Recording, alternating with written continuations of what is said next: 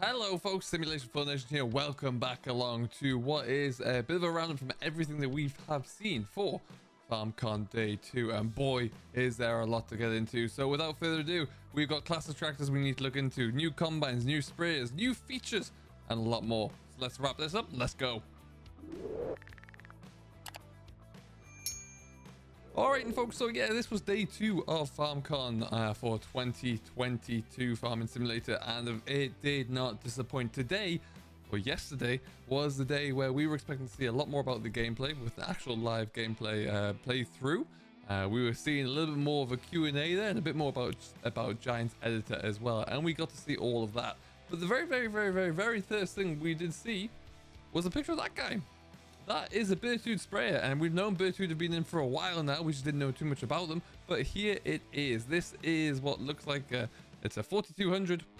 Not sure what else it is, but it is more along the lines of the larger sprayers for sure. They're 24 to 36 meters. It is looks like 4200 liter capacity there as well. It's pretty big, but what really strikes me is the detail on that one. Obviously, it's a bit higher up as well. Some of the older Bertude sprayers look a lot like that, and it's interesting to see that they've kind of carried on and moved forward with that.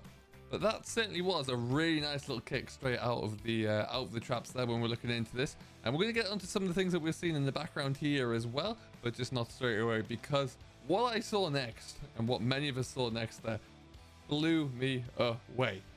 And I think you know where I'm going with this one. It is, of course, the John Deere 7810. Now, this is great for many different reasons. One, of course, it's a John Deere 7810, and that's great just in itself. But two, it was an indication that we are going with a few more classic machines there, which is just something that's going to be absolutely spectacular. And this is obviously iconic, both in the US and across Europe as well. As a fantastic tractor there, and I think this is not going to disappoint.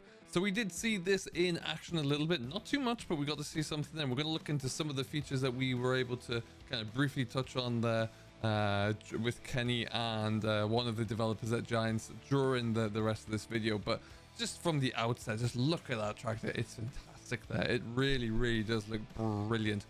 New tires on here as well. This is pulling some Continentals at the moment, which is pretty cool. New tire brand for FS22, which is really nice to see. Interesting looking interior. It looks like it might have even the power command on there by the looks of things, which is pretty cool. But we'll hopefully get to see more of that as and when it comes around. And there's also a few other features that we're going to have a look into specifically with this little scene that we saw. So what we'll do is bring up the different angle of it. Now in the background there is the new Holland C770, which is filling the two trailers here, which is great. On the front of the John Deere though is a new weight. There's a new weight brand coming into the game there, because of course we need more front weights. They're important, and it's apparently going to go all the way up in the scale as well, so we're going to get lots of different size weights there. As I mentioned, Continental tires are on both the tractor and on both of the trailers there. The trailers, by the way, are from a new partner of Rudolph's. That's another new partner, along with Demco, who we heard about just yesterday. So there's another one here as well there, which is fantastic to see.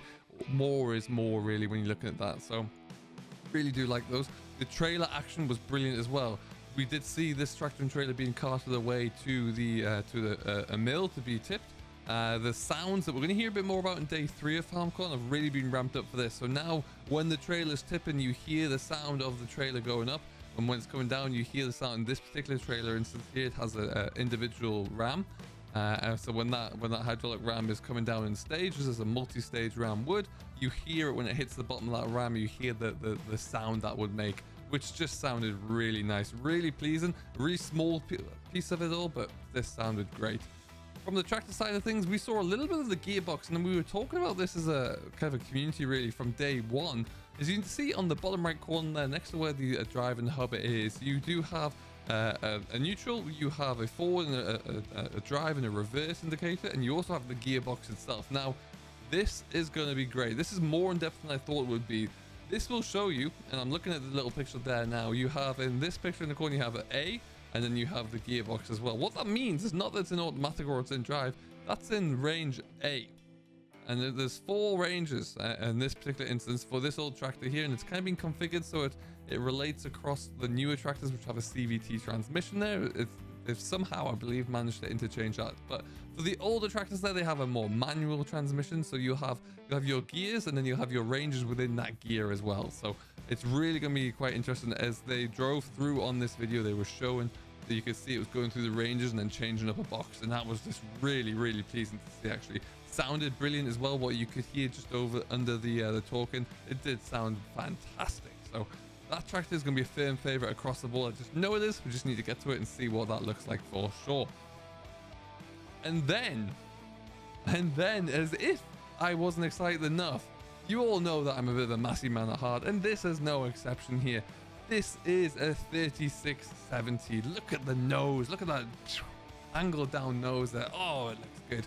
Didn't get to see too many angles of this. Trying to get a good still shot wasn't ideal, but it's in the game.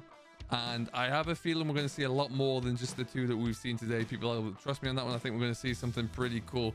I think this could be across the board. Every brand might have a different older tractor. And yes, we've had like the old Case Maximum in New Holland, but I think we're going to go for some more, which could be epic.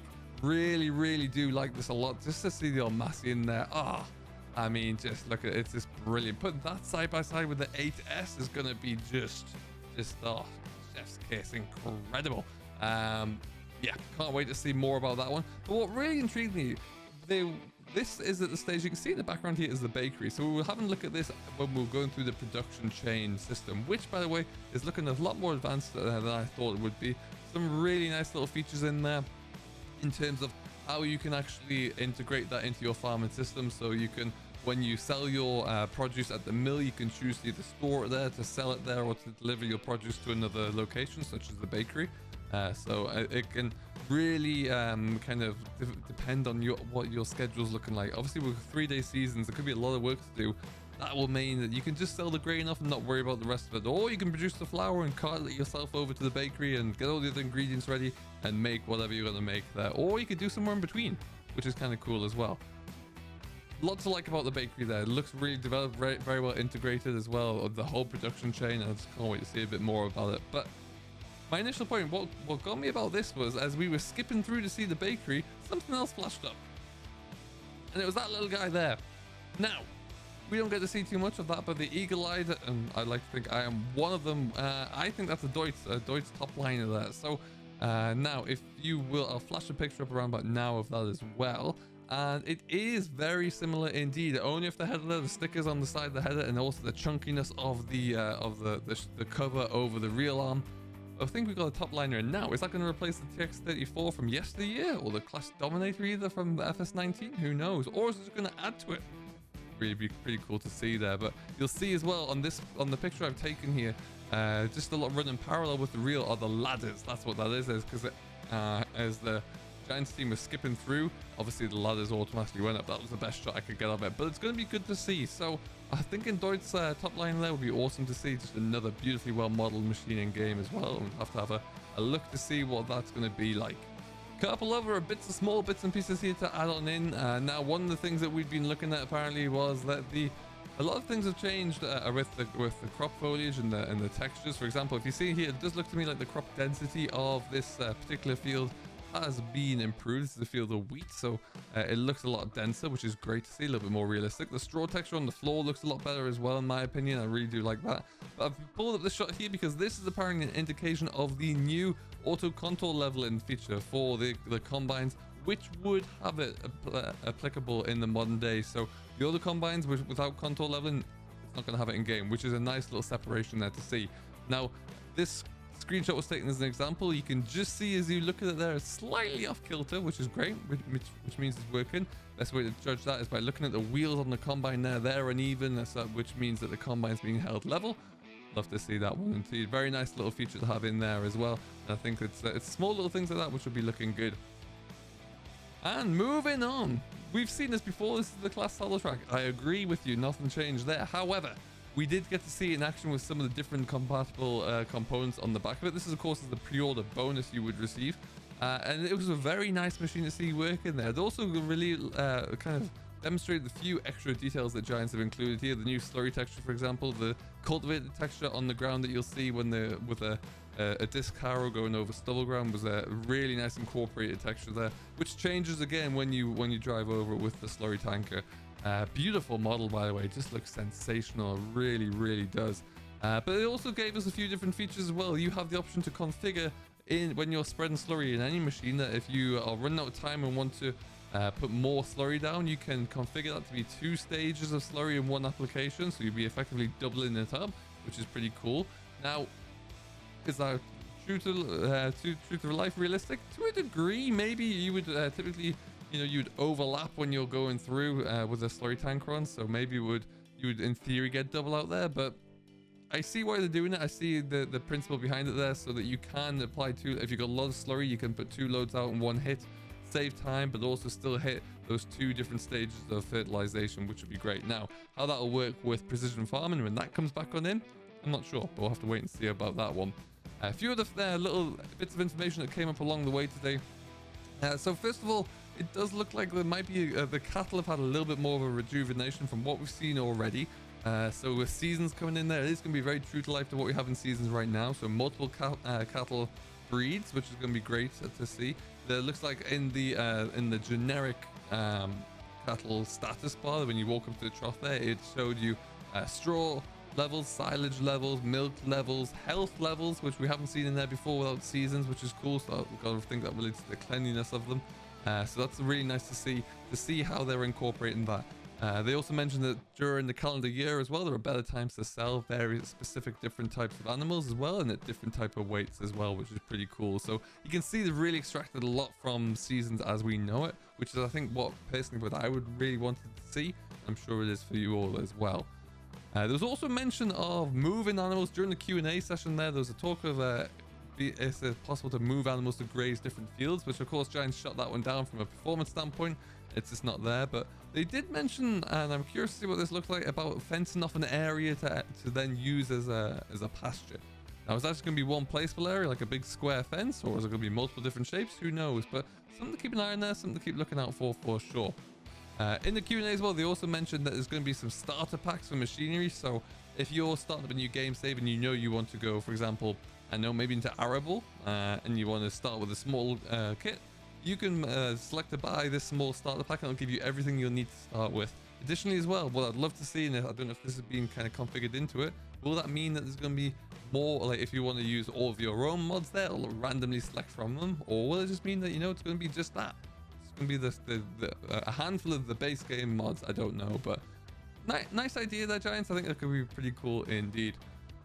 It's also been confirmed that forestry will be in the production change. I think we kind of knew that. On the base game model, there's going to be a carpenter there, so you can store up your wood into lengths and planks of wood, and then send it to the carpenter to sell to them. So nice little touch there. Good, a little bit more of an integration for forestry, which personally for me is, I think, something that we always need. You know what, folks?